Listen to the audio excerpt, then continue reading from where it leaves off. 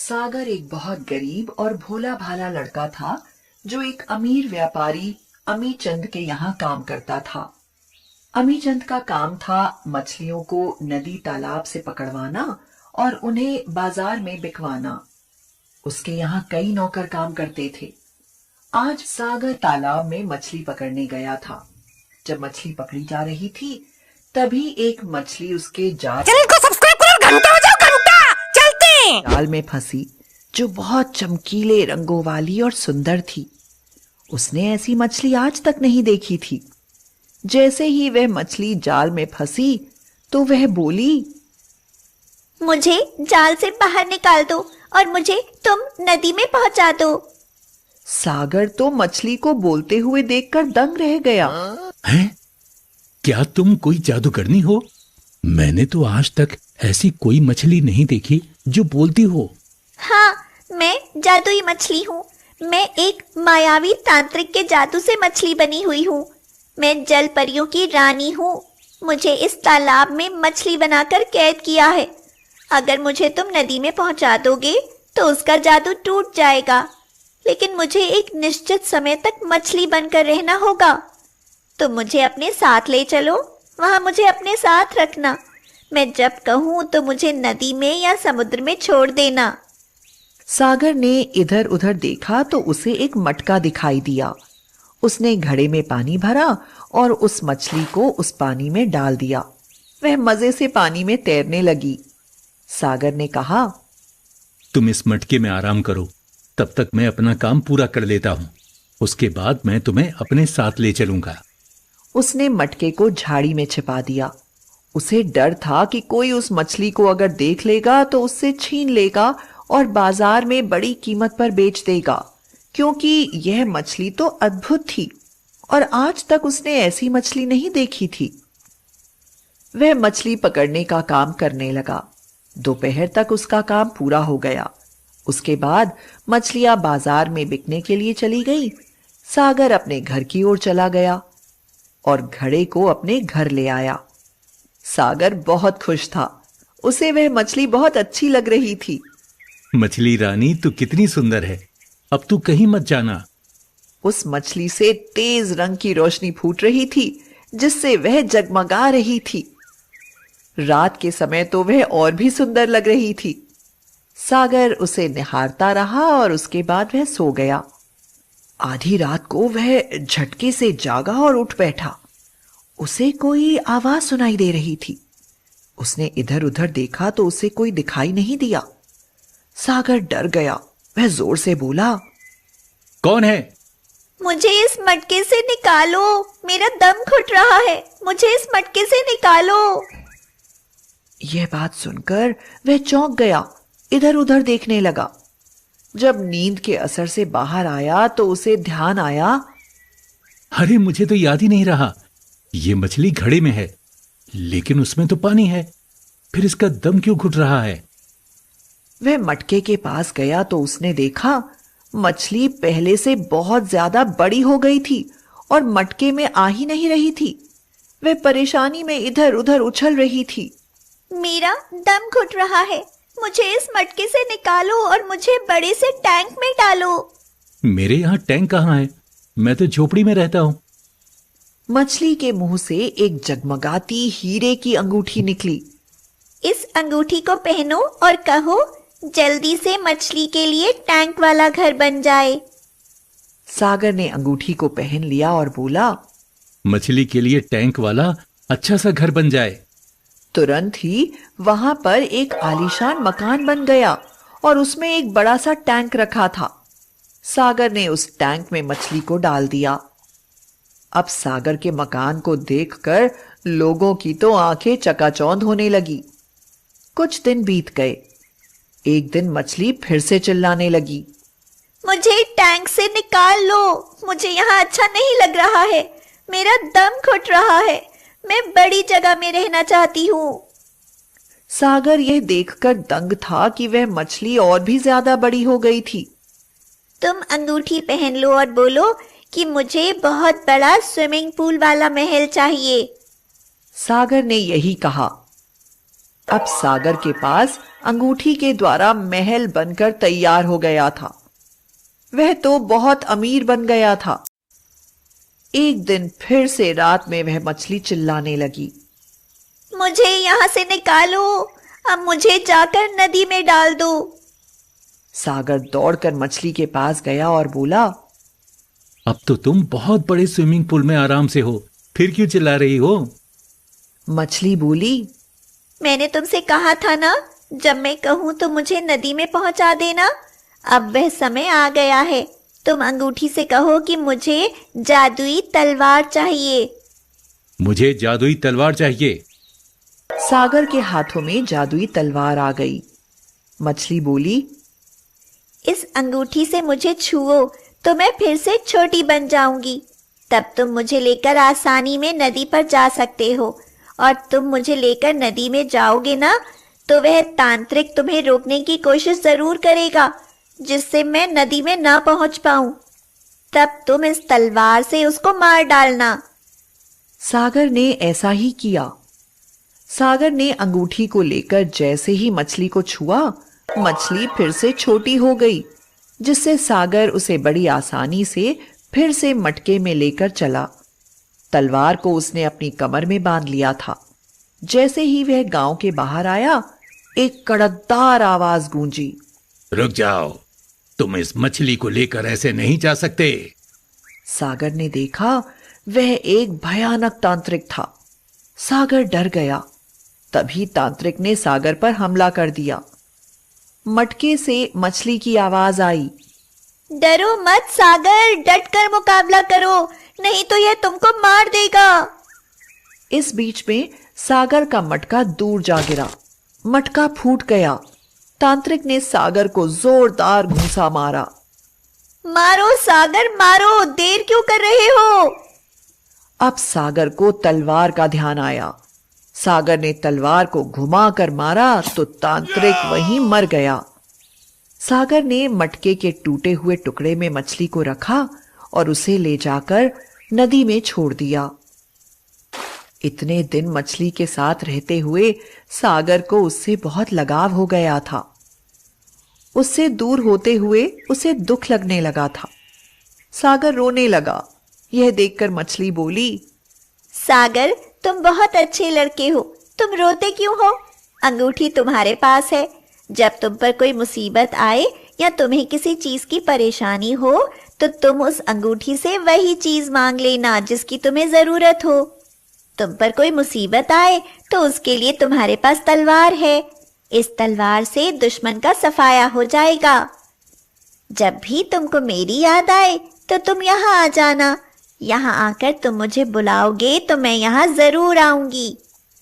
ऐसा कहकर वह अपनी अन्य जलपरी मछलियों से मिलने के लिए नदी में गोता लगाकर अंदर चली गई। अब सागर भी खुश था, क्योंकि जलपरी ने उससे हमेशा मिलने के लिए जो कहा था। और अब सागर खुश होकर अपने घर चला गया। 7 वर्ष का अंकुर और 5 वर्ष की पिंकी अपने मम्मी पापा और दादी के साथ बड़ी हवेली में रहते थे। उनके पापा शहर के बड़े उद्योगपति थे। बहुत खुशहाल परिवार था उनका। मम्मी पापा और दादी दोनों बच्चों पर जान छिड़कते थे। एक रात वह पांचों अपनी कार से किसी रिश्तेदार के घर शादी समारोह से अपने घर को लौट रहे थे।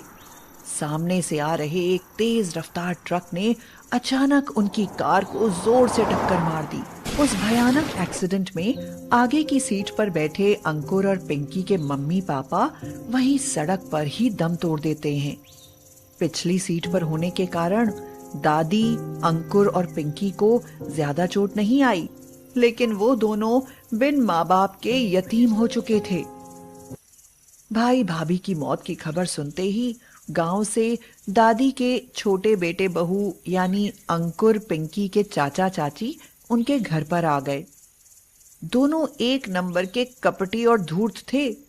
आते ही दादी और बच्चों से लिपट कर रोते हुए बोले, अम्मा, ये अचानक क्या हो गया जब भैया भाभी हम सबको छोड़कर इतनी जल्दी राम को प्यारे हो गए? दादी रोती हुई बोली, भगवान को ले जाना ही था तो मुझे उठा लेता। इन दोनों मासूम बच्चों के सिर से माँ बाप का साया छीनने की क्या जरूरत थी। इस पर चाचा चाची मगरमच्छ के आंसू बहाते हुए बोले, अम्मा ऐसे मत बोलो, अभी हम दोनों आपके छोटे बेटे बहू जिंदा हैं। हमारे तो भगवान ने कोई औलाद नहीं दी, तो अब हम इन दोनों बच्चों को ही अपनी औलाद की तरह लाड़ प्यार से पालेंगे और आपकी भी पूरी सेवा करेंगे।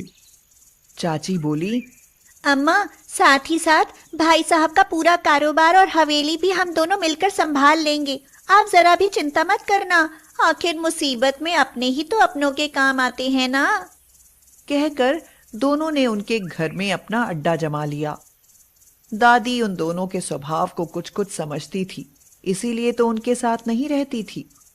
लेकिन अब उनके पास भी कोई चारा नहीं था, क्योंकि उनके सिर्फ 2 ही बेटे थे, जिनमें से एक बेटा बहू तो खत्म हो गए थे। अब जो भी था उन दोनों का ही सहारा था।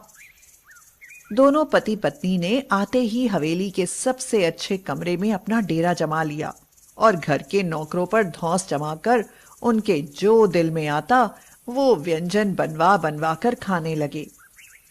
अलग कमरे में जाते ही पत्नी ने पति से तुनकते हुए कहा, सुनिए जी, मुझसे ये प्यार मोहब्बत हमदर्दी वाला ड्रामा अब और नहीं होगा, समझे। जल्द से जल्द बुढ़िया से मस्का पॉलिश करके सारी प्रॉपर्टी हथिया लो तो पीछा छूटे इन जंजालों से। हाँ। चाचा बोला, अरे भाग्यवान, आहिस्ता बोलो, यहाँ दीवारों के भी कान होते हैं।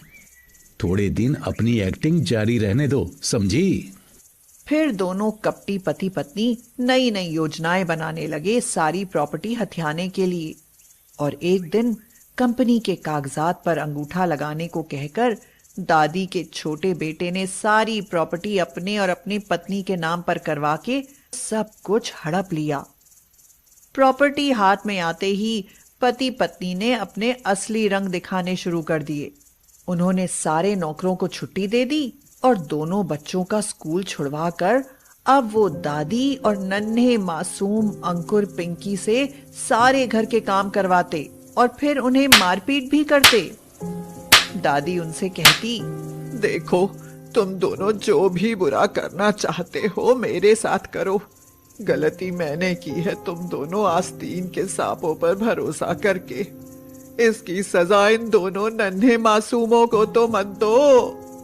इस पर चाची ने पलटकर दादी को जोरदार थप्पड़ जड़ दिया और बोली, बुढ़िया, इन सपोलों की बड़ी हिमायती बनती है, कभी इतनी हिमायत हमारे साथ भी दिखाई होती। इस पर बिगड़ते हुए चाचा बोला, अरे नहीं नहीं, अम्मा का तो बस एक ही बेटा था, इन सपोलों का बाप। हमारी अहमियत तो कभी इनकी नजर में थी ही नहीं। चाची तुनक कर बोली, हाँ, इसीलिए अपनी करनी का किया भुगतेंगे अब ये तीनों। हाँ, चल बुढ़िया, जल्दी जल्दी हाथ चला, वरना खाने भी नहीं दूंगी तीनों को। हाँ। इस तरह हर रोज उन तीनों को छलते रहे दोनों पति पत्नी। बच्चे अपने माँ बाप को याद करके और अम्मा अपने बड़े बेटे बहू को याद कर चुप चुप के रोया करते। कई महीने इसी तरह चलता रहा और एक दिन दादी के हाथ पैर में कोढ़ निकल आया तो उनके बेटे बहू ने दादी को तहखाने में बंद कर दिया और भूखी प्यासी मरने को छोड़ दिया और बच्चों से सारा काम करवाने लगे। जुल्म सितम से तंग आकर दोनों बच्चों ने एक रात मौका देखकर चुपचाप तहखाने में जाकर दादी को कमरे से बाहर ले आए और तीनों उस हवेली से रातों रात भाग निकले। तीनों रात के अंधेरे में भागते भागते शहर से दूर सुबह तक किसी गांव के पास वाले सुनसान जंगल में पहुंच गए। उस जंगल में कहां जाएं, उन्हें कोई रास्ता नहीं सूझ रहा था।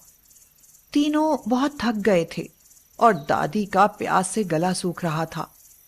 दादी तो वहीं लेट गई तो अंकुर और पिंकी पानी की तलाश में यहां वहां भटकने लगे।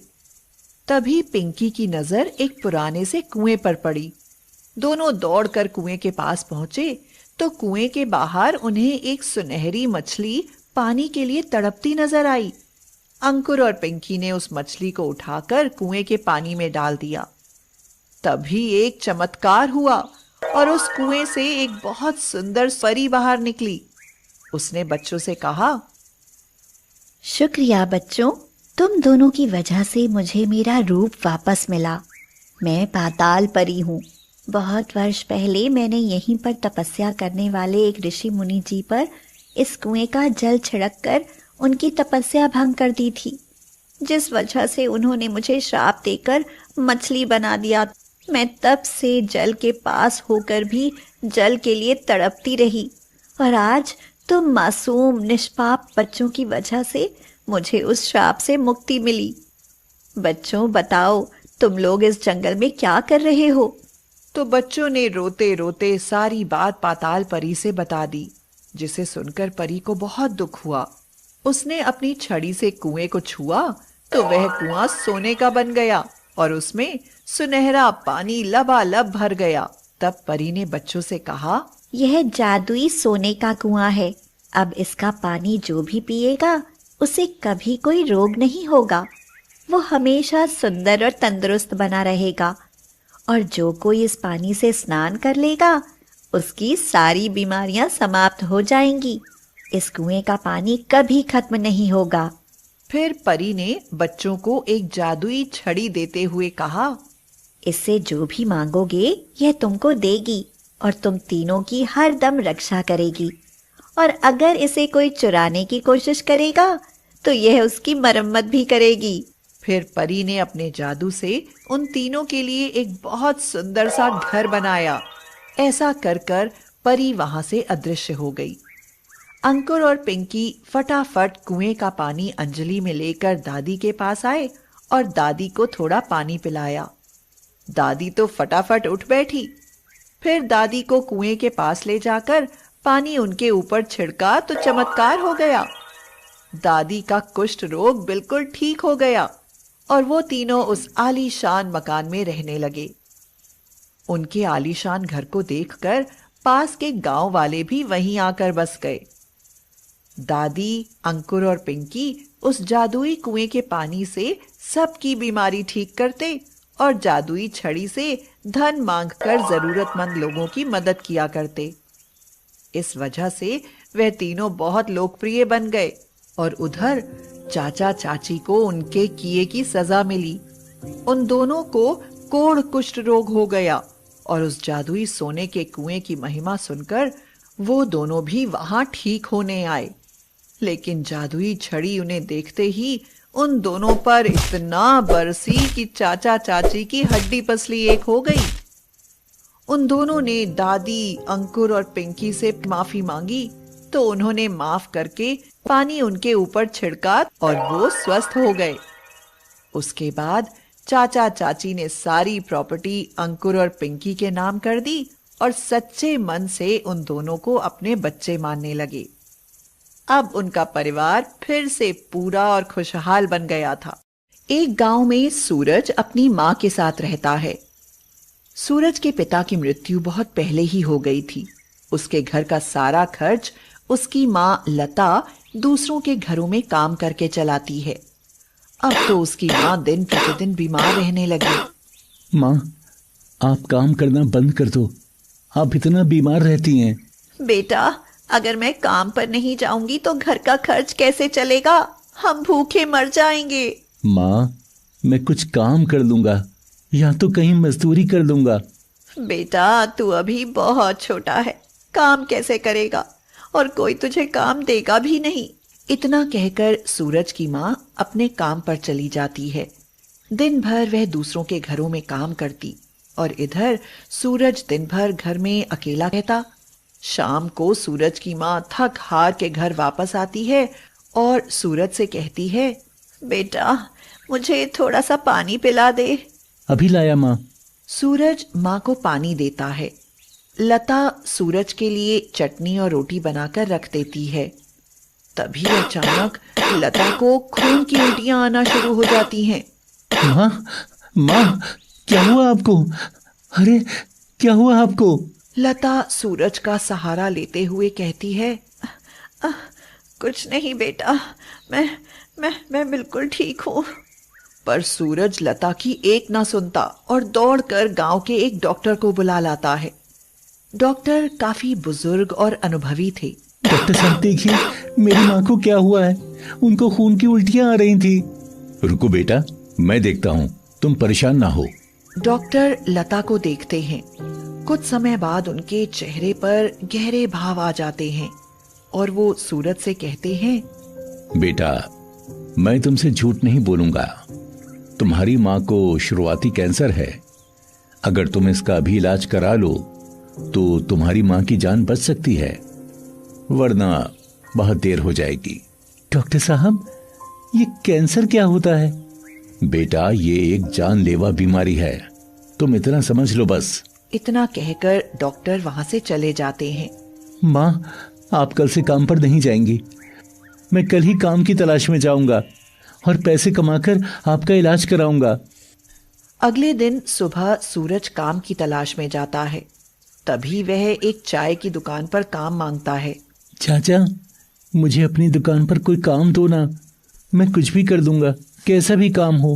अरे तू क्या काम करेगा, चल निकल यहाँ से। इतना कहकर दुकान वाला सूरज को भगा देता है। सूरज चुपचाप वहां से चला जाता है और थोड़ी दूर पर उसे एक अंडे की दुकान दिखती है। वह उस दुकान वाले से काम मांगने जाता है। चाचा, मुझे अपनी दुकान में कोई काम दे दो, मेरी माँ बहुत बीमार है। ठीक है बेटा, तुम बहुत छोटे हो, इसलिए मैं तुमको कोई बड़ा काम नहीं दूंगा। तुम सिर्फ मेरे मुर्गी फार्म से मुझे अंडे लाकर दे दिया करो, बस तुमको यही करना है। ठीक है चाचा, और शुक्रिया मुझे ये काम देने के लिए। चलो बेटा, मैं तुम्हें अपना मुर्गी फार्म दिखाता हूँ। तभी दुकान वाला सूरज को अपने मुर्गी फार्म लेकर जाता है और कहता है, देखो, ये है मेरा मुर्गी फार्म, तुमको यहाँ से अंडे उठाकर मेरी दुकान में देना होंगे। ठीक है चाचा। इतने में एक मुर्गी जोर जोर से चिल्लाने लगती है। इसे क्या हुआ? ये तो जख्मी है, अब ये मेरे कोई काम की नहीं रही है। सूरज, तुम एक काम करो, ये मुर्गी पास वाली कसाई की दुकान पर जाकर बेच दो। चाचा, ये मुर्गी आप मुझे दे दो ना। तुम क्या करोगे इस मुर्गी का? चाचा, आप मुझे बस ये मुर्गी दे दो ना। ठीक है, ये मुर्गी तुम ले लो। सुरेश खुशी खुशी मुर्गी को लेकर अपने घर चला जाता है। माँ, ये देखो, मुझे एक मुर्गी फार्म में काम मिल गया है और दुकान वाले चाचा ने ये मुर्गी भी मुझे दे दी है। ठीक है बेटा, पर यह तो जख्मी है। हाँ माँ, पर मैं इसकी देखभाल करूंगा। सूरज दिन भर काम करता और रात में मुर्गी और अपनी माँ की देखभाल करता।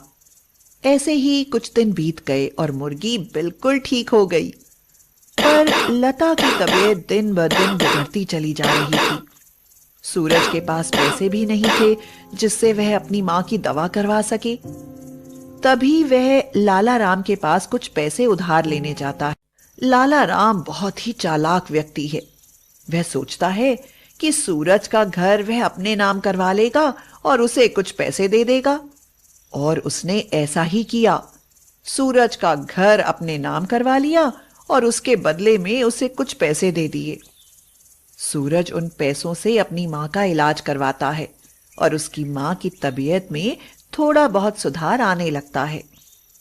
तभी लाला राम वहां आता है और कहता है, ओ भाई, तुम्हारा वक्त पूरा हो गया और तुम पैसे नहीं चुका पाए।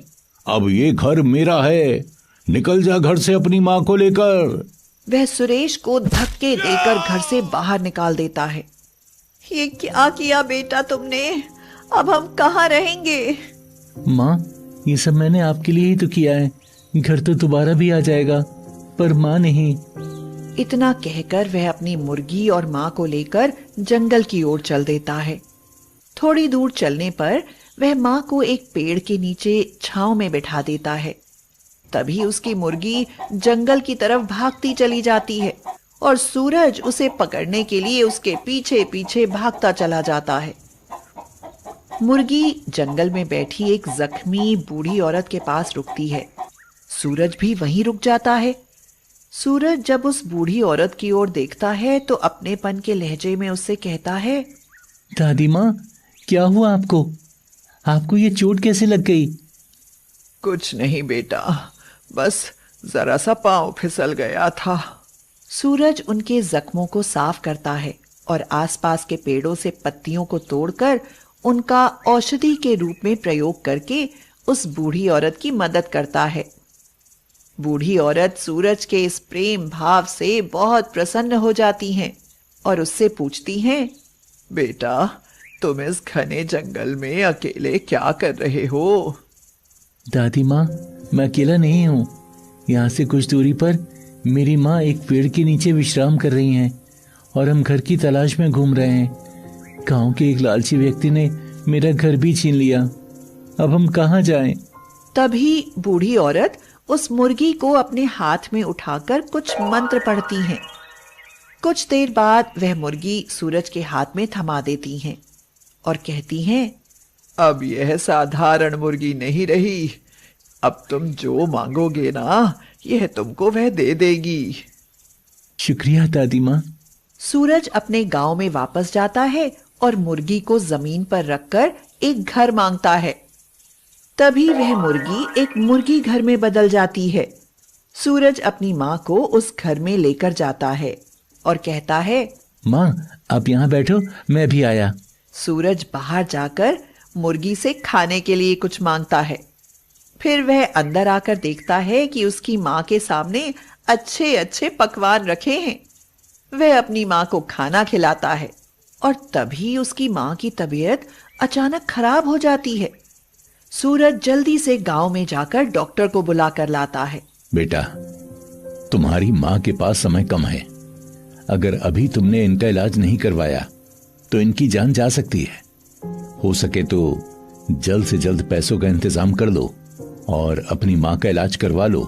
सूरज मुर्गी से इस बार ढेर सारे पैसे मांगता है। उसके सामने पैसों का ढेर लग जाता है। सूरज पैसों को उठाकर अस्पताल की ओर बढ़ता है। सूरज की नामौजूदगी में लाला राम उसके घर में घुस जाता है और सोने से बना घर देखकर उसके मन में फिर लालच आ जाता है। मैं अपने चमचों से मुर्गी घर उठाने को बोलता हूँ। जैसे ही वह उसके घर को छूता है, तभी मुर्गी अपनी चोंच से सब पर वार करने लगती है। उसके वार से लाला राम सहित सब लोग वहां से भाग जाते हैं। इधर सही समय पर इलाज होने से सूरज की मां की जान बच गई। सूरज अपनी मां को घर ले आता है और फिर वह दोनों खुशी खुशी रहने लगते हैं। चंपारण गांव में किसान जुगल पांडे और उनकी पत्नी लीलावती रहते थे। उन दोनों की 2 संतानें थीं जो बेटियां थीं, 6 वर्षीय गंगा और 5 वर्षीय जमुना। कुल मिलाकर पांडे परिवार बहुत खुशहाल परिवार था। लीलावती तीसरी बार गर्भवती हुई और 9 महीने के बाद प्रसव के दौरान लीलावती की मृत्यु हो गई। लीलावती की तीसरी भी एक प्यारी सी बिटिया पैदा हुई थी। लीलावती की मौत पर जुगल और गंगा जमुना को बहुत दुख था, लेकिन होनी को कौन टाल सकता था। बच्चियां जब भी अपनी माँ के बारे में पूछती तो उन्हें यही समझाया जाता कि तुम्हारी माँ भगवान के घर गई है। अब माँ के गुजर जाने की वजह से घर का सारा काम और नन्ही बिटिया की देखभाल का जिम्मा गंगा जमुना पर आन पड़ा। उन्होंने नन्ही गुड़िया का नाम सरस्वती रख दिया और दोनों छोटी छोटी बच्चियां अपना घर और छोटी सी सरस्वती को संभाला करती। पर काफी छोटी होने की वजह से दोनों बच्चियों से कुछ भी काम संभाला नहीं जा रहा था। ऐसे में एक दिन पड़ोस में रहने वाली बिमला मौसी उनके घर आई और जुगल से बोली, बेटा, इस तरह से कैसे पालोगे अपनी तीनों नन्ही बच्चियों को? तुम अभी जवान हो। मेरी बात मानो तो तुम दूसरी शादी कर लो, हाँ, जिससे बच्चियों को माँ का प्यार दुलार और तुमको पत्नी का सुख नसीब हो जाएगा। मौसी, बात तो सही कही आपने, लेकिन मेरी बच्चियों को अपनी औलाद समझकर कौन पालेगी? अरे बेटे, उसकी फिक्र तुम मत करो। ऐसी एक लड़की है मेरी छोटी बहन की बिटिया सुकन्या, जो काफी सुंदर और गुणी है, लेकिन बहुत गरीबी के कारण उसके माता पिता के पास दहेज नहीं है देने के लिए। अरे मौसी, मेरी बिन माँ की बच्चियों को उनकी माँ मिल जाएगी, भला इससे बड़ा और कैसा दहेज चाहिए मुझे। जुगल के हामी भरते ही बिमला मौसी ने तुरंत सुकन्या के माता पिता को बुलवा भेजा। उन्होंने आकर घर परिवार, खेत खलिहान और जुगल को देखा और रिश्ता पक्का कर दिया, और सप्ताह भर में बहुत सादगी के साथ जुगल और सुकन्या की शादी हो गई। बच्चों को बताया गया कि अब यही तुम्हारी नई माँ है। सुकन्या ने जुगल के घर और बच्चों को बहुत अच्छी तरह से संभाल लिया था। बच्चियों को अब माँ की कमी नहीं खलती थी। लेकिन 1 साल बाद जब सुकन्या ने एक प्यारे से बेटे सोहम को जन्म दिया, तब से बिमला मौसी आकर सुकन्या के कान भरने लगी। अरे बेटी सुकन्या, तू बहुत भोली है जो तूने इन तीनों बच्चियों को अपना लिया है। लेकिन जरा सोच, ये तीनों बच्चियां तेरे पति की पहली पत्नी की औलाद हैं। मतलब अगर जुगल को कुछ हो गया तो कानूनन ये तीनों ही पहले इस जमीन जायदाद की हकदार होंगी। हाँ हाँ मौसी, तो क्या हुआ? आखिर वो भी तो उनकी बेटियां हैं ना। अरे मेरी भोली मैना, वो सिर्फ बच्चियां नहीं, बहुत शातिर बच्चियां हैं। एक बार जुगल को कुछ हो जाए फिर देखना उनकी मासूमियत।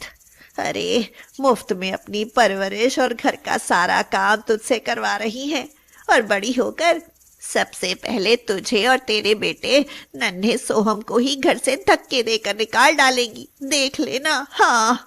ओह, ऐसा तो मैंने कभी सोचा ही नहीं था। लेकिन अगर ऐसा था तो मेरी शादी आपने इस घर में क्यों कराई? अब मुझे क्या पता था कि तुम निरी गाय हो जो बिल्कुल नाक की सीध पर ही चलती रहोगी। मौसी, अब क्या होगा?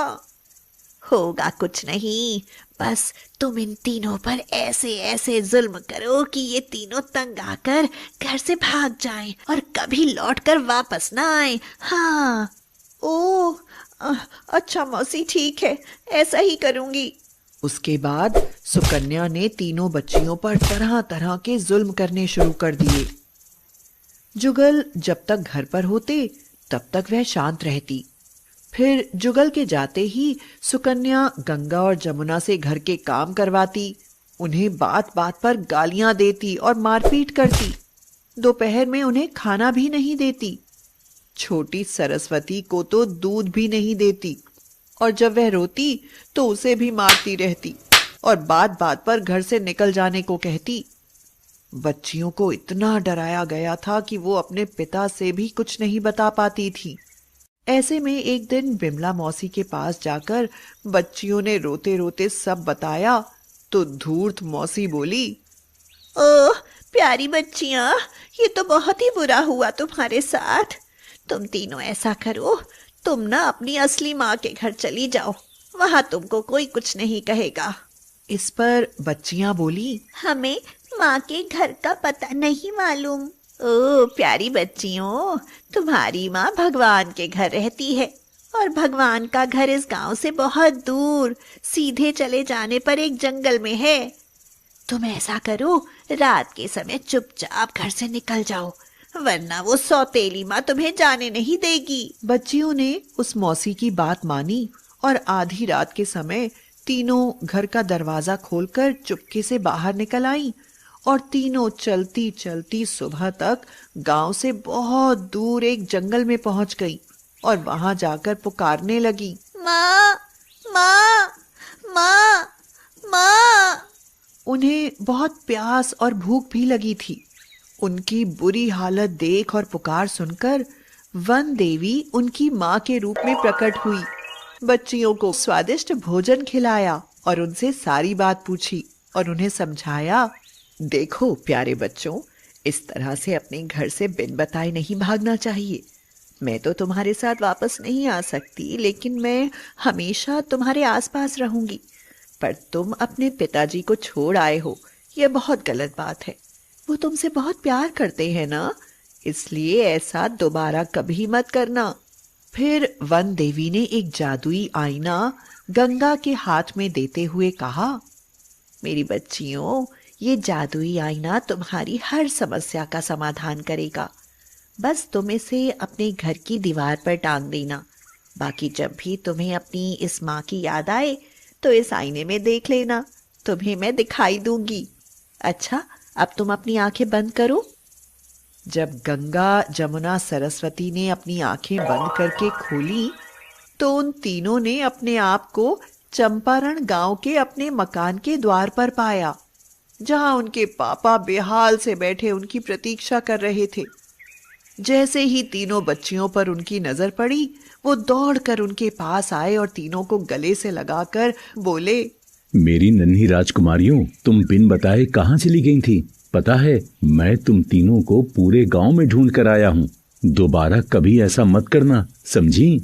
तीनों बच्चियों ने पापा से माफी मांगी और फिर घर के अंदर जाकर गंगा ने वह जादुई आईना मकान की दीवार पर लगा दिया। सुकन्या और बिमला मौसी उन तीनों को देखकर तिलमिला उठी। सुकन्या ने मन में सोचा, आज इनके पिता को काम पर जाने दो, फिर देखती हूँ इन नास बेटियों को। कमबख्त फिर से आ गई मेरी छाती पर मूंग दलने। थोड़ी देर बाद जुगल काम पर चले गए।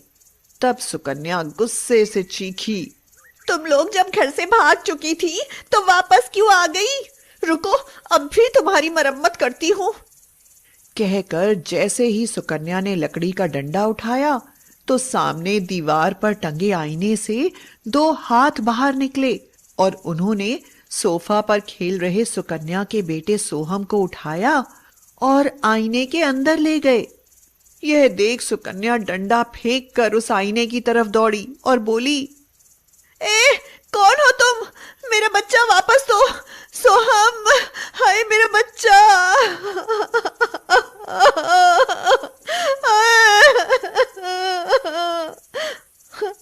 कहते हुए वह जोर जोर से रोने लगी। सुकन्या की चीख पुकार सुनकर विमला मौसी भी दौड़ी आई और बोली, आय हाय, क्यों चीख रही है सुकन्या? क्या फिर से इन करम जलियों ने कोई शरारत कर दी है? मौसी, मौसी मेरा बच्चा, मेरा सोहम इस आईने ने निगल लिया। मौसी, मेरा सोहम ला दो। क्यों री आफत की पुड़ियों, अब ये आईना कहाँ से उठा लाई हो? मौसी का इतना कहना था कि जादुई आईने में से एक डंडा निकला और मौसी की जोरदार धुलाई शुरू हो गई। ओए, ओए माँ, आई मर गई। अरे बचाओ, कोई है? आए। चीखती हुई विमला मौसी यहाँ वहां दौड़ने लगी और पीछे पीछे वह डंडा भी उनकी पिटाई करते हुए जा रहा था।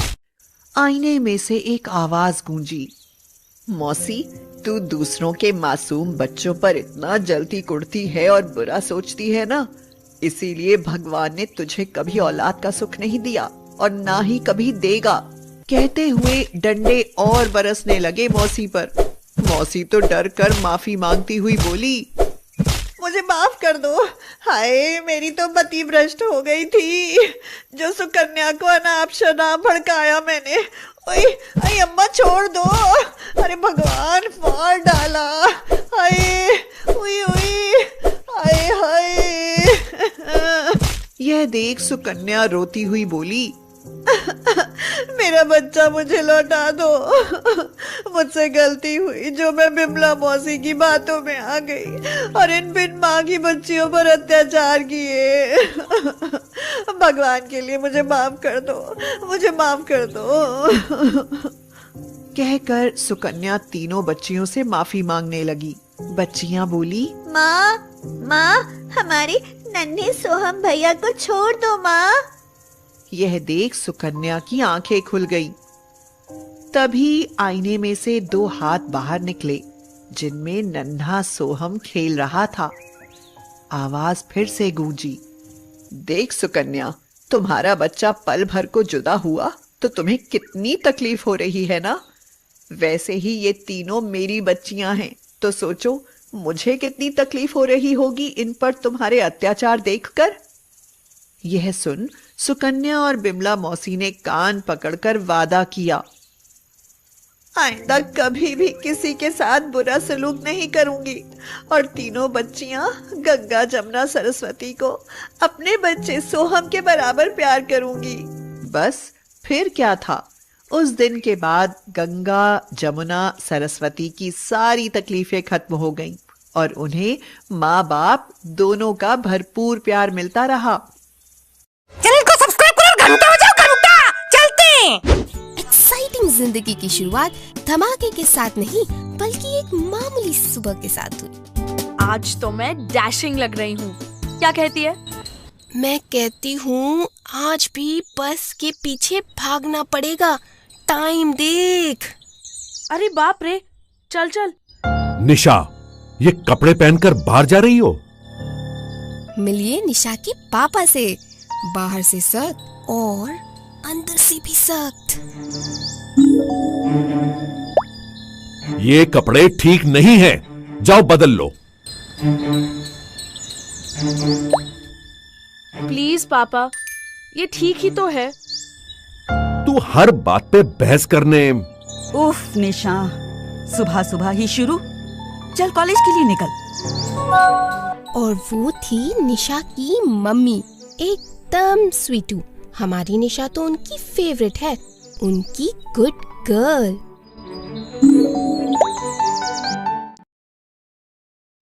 उफ, पापा कब समझेंगे? मम्मी ने बात संभाल ली ना, फिर क्यों चिक चिक? चिल कर।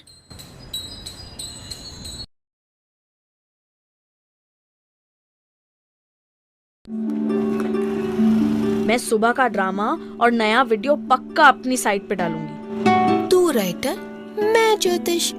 कहा था ना बस मिस हो जाएगी। बस, अब बस को भूल जा। रोज पैदल। ज्योतिष जी, आप शांति से फोन पे गाने सुनने का क्या लेंगी? ताना मत मारिए राइटर जी, सुपर हिट्स बजाइए।